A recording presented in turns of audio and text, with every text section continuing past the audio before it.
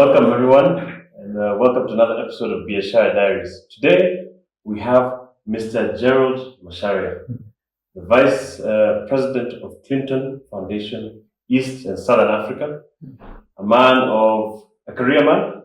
You've been in this career for a long time. So, Mr. Gerald Macharia is one of my mentors, and I would like to welcome you. Welcome, Mr. Macharia. Thank you very much.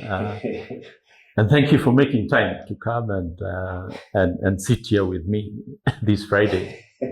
I've been around for a long time, yes. and I'm a father of young people.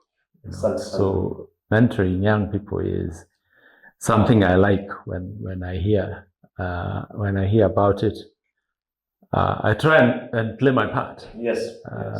Like I said, I was young once. I'm not anymore. And actually, this is all we can ask for. This is me playing my part in trying to give other Kenyans access to people like you. And I really appreciate you even giving me the time to come to your office, your beautiful office, and interview. And that even kicks off our first question. How did you get to the corner office, Mr. Macharia? You did not start here. I think a lot of young people believe that you enter, you go to university, and immediately you're given a corner office. So how did you work your way from the time you are my age, 26, to where you are now? It's a very, very long journey. And so I will not bore you with the details. But I'll tell you what I was doing when I was 26, but I have been working now for the last 36 years actually. Oh. That's how long I've been working. I shouldn't be working. I should have retired long ago. But I've been working for 36 years now. And so I started straight out of university, working for a company then that was known as Lonro East Africa. Okay. And my first job was as a management trainee. I never quite understood what training that I needed. Yes. But I was told I was a management trainee. It didn't pay very well, and so at some point I thought they are not paying me well because I'm a trainee. And so after 3 months, I asked, "Can I be given a real job, not a trainee job?" And so I was asked to go and do sales, which I had never done before. And I realized I was actually quite good in sales. I was beating the guys who had been there long before me. And what was the company? It was selling office equipment, and I realized I could sell calculators, typewriters, and word processors quite well. And that's what started my journey in marketing. And I realized that was something that I was good at. And I decided there and then that I would actually make a career out of marketing. And it's not something that I had thought about when I was in university. I was an aspiring journalist at some point in university because I studied languages in university. And I thought, you study languages, two choices. I either go and teach English and Kiswahili, or like go and become a journalist. So I was moving on my way to becoming a journalist. I had even attempted to write a few short stories. And then I realized that wasn't really something that I didn't have the patience to sit down and write something. I was young, and young people, patience is not. It's not our thing. It's not your thing. And I realized that I wasn't really patient enough to actually sit down, write an article, edit it, keep repeating it until And so you jumped to sales. I did try. I wrote a couple of newspaper articles and magazine articles, good ones. But it was very painful going through that editing process, and talking to the editor, putting pencil slashes through my writing. And so I was sort of losing hope and faith, you know. Yes. And then I realized that I could sell. I could sell anything you give to me. Yeah. And that's where I began my career in marketing. And I left London, East Africa. I went and worked for a paper company, and then I went and worked for Colgate-Palmolive, and then I left fast moving consumer goods and went into financial services. So I worked for a bank. Wow. And then I left the bank and went and became CEO of Faulu Microfinance Bank, which you probably know. Yes. And then I left Faulu Microfinance Bank and came to work for the Clinton Foundation then. And that's what I've been doing for the last 20 years. So at 26, because you asked me a question, I was working for a paper company in Nairobi's industrial area. It was called Weekend Stip. And that particular year, when I was 26, the department had one staff short. And so I was told, before we hire this person, you take over take the portfolio that we're running and manage that portfolio of customers. So for a whole year, I was actually doing the job of two people. Mm-hmm. And those targets for two people were put on my table, and I met them all. Were you being paid the salary of two people? No. Yeah. No. But I met them all, and I got a nice bonus, for meeting those targets. Yeah. I was looking at that letter the other day in my files, and just realized that I was young and energetic, and very ambitious at that time, and meeting those targets of two sets, my job and that other guy's job, because they didn't hire anybody into that role for a whole year. And so I was doing double the job, and still managed to meet double those targets, mine and that other person's target, and got bonus, and knew, I'm cut out for this. I can get this done. And that now gave you the confidence to continue, because it seems like you've been a career man. Yes. You've gone steadily, and even that opens our next question: steady growth versus a lot of us young people like myself. I'm a salesman as well, and I'm a marketer, but I want my results today, and I know that's the case for a lot of us young people. And why I want to interview people like yourself. This is first and foremost for me to also gain that wisdom. So what did you learn, and what did it take for you to learn that thing of steady growth instead of rushing and selling it all out? How did that happen? Nothing happens overnight. And I can tell you, I call it an incident. Something that happened to me when I moved to Colgate-Palmolive. I was still very young. I don't even think I had reached 30 yet. I wasn't 30 yet. And that's young. That's young. I hadn't reached 30 yet. And then I had to work for Colgate-Palmolive.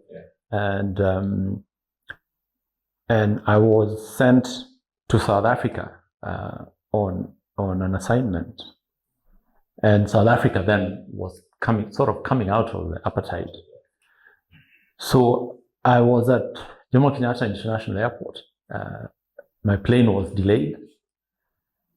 And I was asking myself, okay, so this is the first time you're taking on an assignment like this. You're still new to the fast moving consumer goods sector. How do you think you will fare out? So I think getting the flight delayed was probably good for me, because I wrote something down in my workbook that I had then, which I much later called a note to self. Yes. And I said, okay, why am I doing what I'm doing? And at this early part of what I'd call my future, why am I doing what I'm doing? And I gave myself some answers, which I wrote down. And those answers are answers I still use today to tell young people, this was my thinking before I turned 30. And this is what I told myself. So I had like 8 things that I wrote down. Would you mind maybe giving us a brief? I can, yes. I can give you the brief. So the first thing I said is, told myself, believe in yourself. Because if you don't believe in yourself and your capabilities and create some self-doubt in yourself, there's a lot you will not get done. You will think everything is hard. Believing in yourself is telling yourself, I can actually do this. Even when you probably don't know much about it, it's I can do this. So that was the first thing that I told myself. Believe in myself that I can actually do this. And that was good because of that previous experience I had where for 1 year in my previous company, I did a job of 2 people. And that told me there's something that I learned there. Building of confidence. Yeah. Believe in yourself. I can do this. So that was the first thing. Second thing I said, let my work speak for itself. As long as I can deliver results, people don't have to like me. People don't have to like me. As long as I can deliver results. In most places, it is the results that speak louder than all the other things. Can I even touch on that point? Yes. I know a lot of us young people, people pleasing is a big thing. People want to be liked, and they will even put their own growth at that detriment. So how would you advise from there and keep going? If you start kissing us, you'll be kissing a lot of asses. Sorry to use that language, but you'll be kissing a lot of asses all your life. If the moment people know that you kiss ass, that's what they will make you do. They will never respect anything else that you do if they realize that you're a very shallow ass-kissing person. The moment you deliver results are difficult to argue with. Very, very, very difficult to argue with. You given a task, you deliver a result, doesn't matter how people want to look at it. The result is there. It is staring at you. It is staring at everybody. It is very difficult to argue with results. So that's the second thing that I say. Let your work speak for itself. The third thing I told myself is take on hard tasks. Because often people want easy things. You've just been telling me that young people these days, you want to leave school and get the and buy yourself a Porsche the following morning. It doesn't work that way. There is, if you do not have the temerity for hard work, shortcuts will always be shortcuts. And they are very short. When you take them, they're actually very short. They will finish right there. And then you realize that you can spend a lifetime looking for shortcuts. They will always be very short. That's why they're called shortcuts. They will always be very short.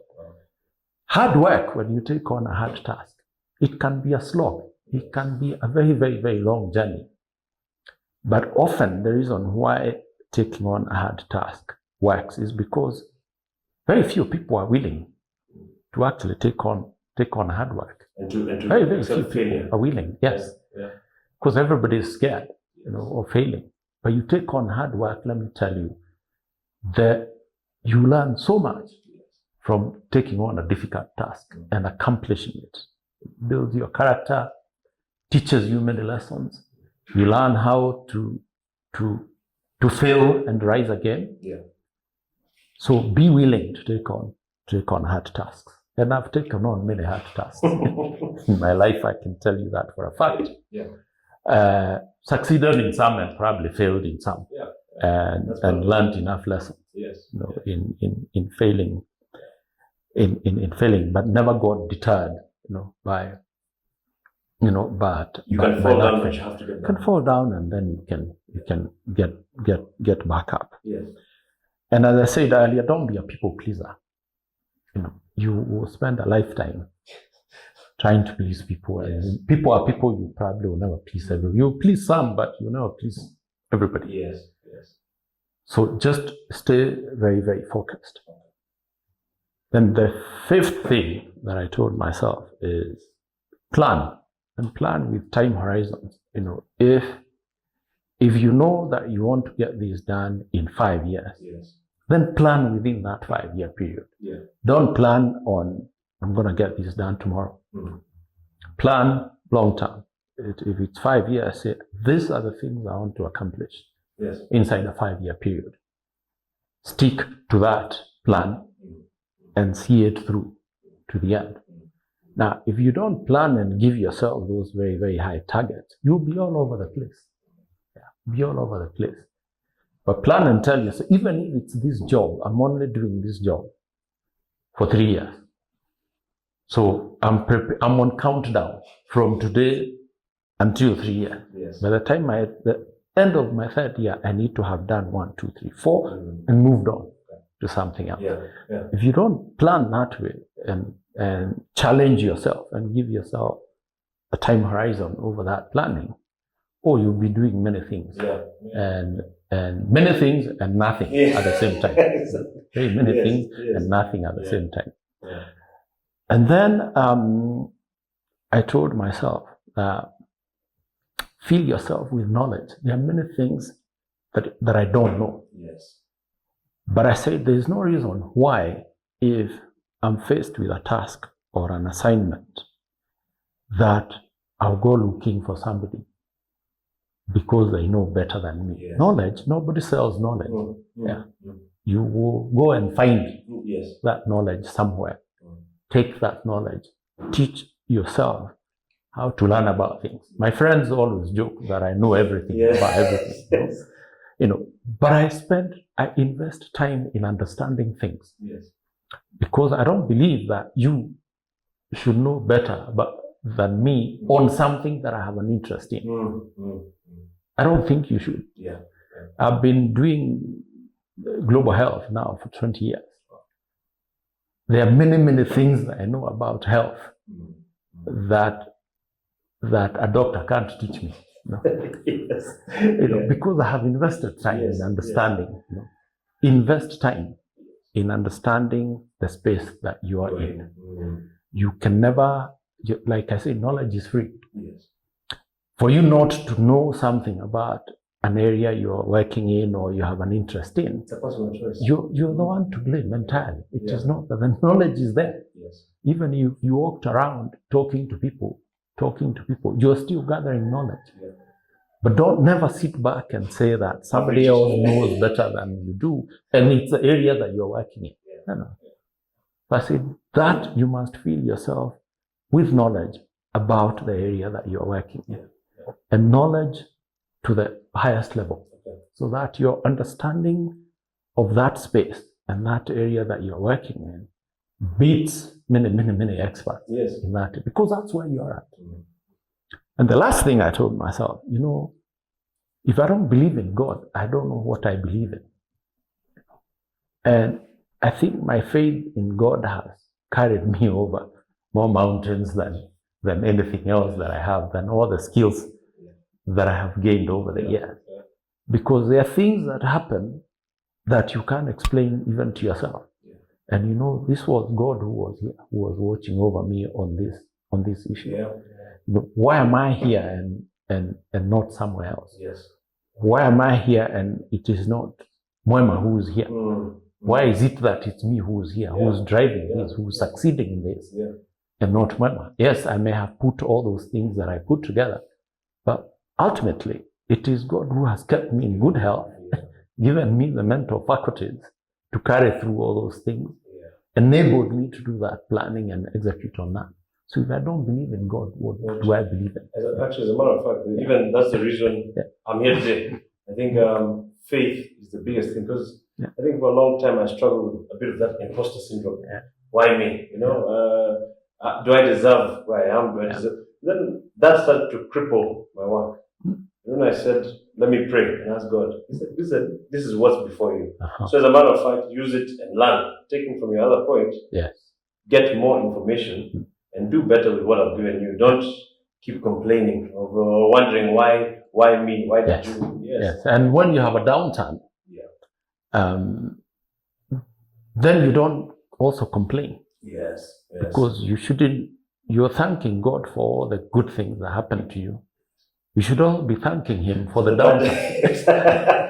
And even because it's the same God who took you to a good place.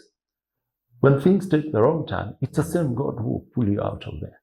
Yeah. So you move with with what you can move in. So and next, a lot of young Kenyans are always trying to run to the next place. A lot of them are trying to find opportunities abroad. A lot of Kenyans are trying to say, during this last Mandamana period that we were out, a lot of young Kenyans feel neglected by our country. And for me, I think I was there, but what I realized very quickly is complaining will get us nothing. Screaming at the top of our lungs won't give us anything if it's not directed. So a lot of young Kenyans don't believe there's opportunity here. But then there's people like you who have worked steady careers here, even if you've had the opportunity to leave. Yeah.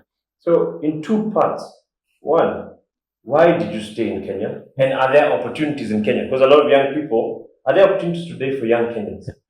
And two, what did it take for you to grow in the ranks here in Kenya? Interesting question, because I actually did. My wife, when we were newly married, did that it's called the diversity visa, the green card lottery, and she won. Okay, in the US? Yes. Yes. I mean, we did it when we were still here. Yes. We were very newly married. We didn't even have children. So we could actually have left the country and gone to the US and settled there. Yeah. But we asked ourselves, we said, we're just newly married. We're young people, still in our 20s. Have we really seen the best of this country to a point where we should give up and move to another country to go and start? Yeah. And we said, let us be true to ourselves. We have not seen the best of this country. So until that time when we say that we have tried everything and we have failed and it can only work in another country, then we can leave. Today I have family in the US. My cousins are there. And one of my cousins told me he had been there for a couple of years. And I went to visit the US that time, so I visited him, and he told me that he feels bad that he had to leave Kenya. Because he said, this place is not a nice place. It is not a nice place. I am struggling here. Yes. I am struggling here. People don't like you because you are the wrong color. Yeah. Opportunities are not available the way they would be available for. It's not a nice place. Yes. But he told me very philosophically that I had nothing in Kenya. But when I moved my nothing here,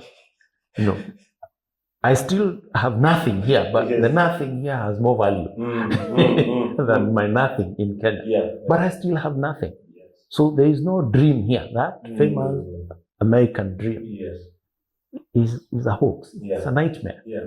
So I just transferred my nothing from Kenya to here. Yeah. I'm working 3 times as hard as I would work in Kenya. But the dollars will feed you, and clothe you and give you some shelter. Yes.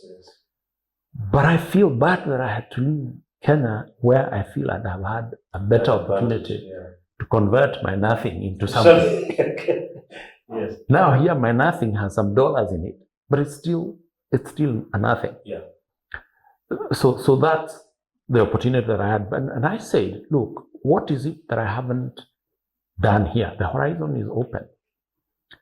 And I said, if I have the patience to walk through all the opportunities that I get, then I have no reason to leave the country.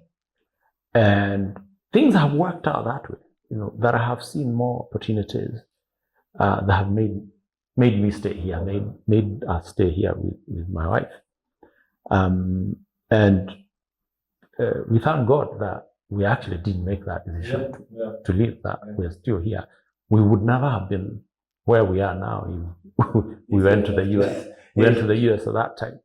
But this is the way I look at an opportunity. It's back to the note to self that I wrote, that I talked about earlier. And where do you want to begin and how do you want to grow? You know, if you go to Kibera, have you been to Kibera? Yes.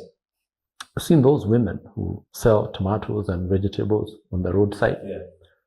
One of these days, just go and sit down with one of them and ask them, walk me through how you managed to get these tomatoes and vegetables here to sell at this time. Now, I did that back then when I was working in microfinance.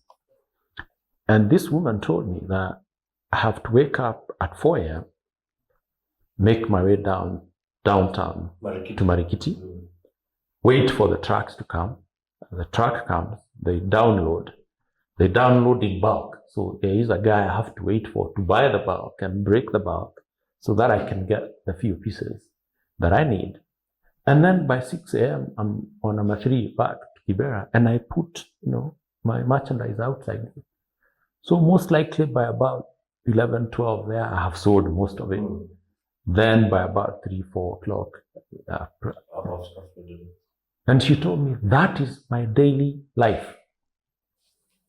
So I don't have the luxury of sleeping, even on Sunday, the way you guys sleep. I don't have that luxury because I have to do that in order to make a living.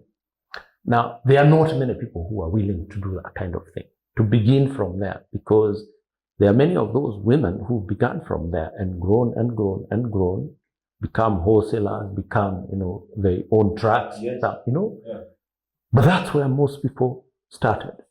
So a lot of young Kenyans don't have that patience and the willingness to begin there, and to examine opportunities from every angle, because that's the other thing I wrote in a note to self. Never see things from a 2D perspective. Always take a 4D. Now 2D means you're seeing this way. 4D means you flip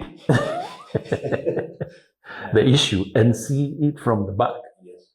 So I said, okay, so if you have to feed the city, for example, where is the food coming from? So I can go to Marikiti and say I'll get into that business. Or I can go to the source. The farm. To the farm itself and figure out an opportunity that can enable me to bring that food from the farm back into the city. So it depends on the way you examine opportunities. If you take a 2D view of an opportunity, you're only seeing one side. If you flip it and get your 4D view, you will be shocked. So, how quickly the opportunity converts itself into something that you probably had. And you can see now an opportunity where before you didn't see one. Exactly. And now even a lot of this is coming from my selfish point of view. Why I even started this is for me to get my own education. How would you advise myself? Now I have maybe an opportunity, right? But in my mind, I feel like time is escaping me. I feel like I need to succeed today. I need to multiply what I've been given today. How would you advise someone like me or another young business person who is growing a business in terms of how we project, how should we plan to expand with what we have today? I go back to what I said earlier. Look at the opportunity from that 4D perspective. Because sometimes the numbers don't have to add up. If you have 60% of the facts, take 40% gut feel and go with it. The moment your facts pass the 50% mark, take gut feel as the rest and go for it. Now, I'm an investor in many sectors. As much as I don't run a business day to day, but I'm an investor in many sectors. And so I have burnt my fingers, many times as an investor. I even at some point dreamt of having a chain of cyber cafes. I even started one in Ongatorongai in partnership with somebody else. It didn't work. I learned my lesson there, that the excitement of seeing a capital outlay that is affordable for a business doesn't translate into a business overnight. I spent a lot of money kitting out the cyber cafe, and having someone to run it. But I realized there are a number of things that I didn't take into account. It's like roasting maize. You begin by buying, that roaster and some maize there. You sell maize the first day well, second day you don't sell well. You have to look at opportunities from that perspective and be able to ask yourself, am I missing, something here? So I never made sense out of cyber cafe. But then I have invested in other places where, the returns have been impressive. Actually, even just to wrap it up, I know a lot of Kenyans want this question. So my final question to you is, as a career man, how have you diversified your income to make it make sense? Because we hear a lot of times people need to have 2-3 sources of income. You, over this 35 years, you built a career. You've built multiple sources of income, not just your career. How you said you bunch your fingers and learn. So for maybe the Kenyans who are going into career, maybe you're not in Biashara, but I want to be smart. How do you make your money work for you? It works the same way. You have to ask yourself a number of questions.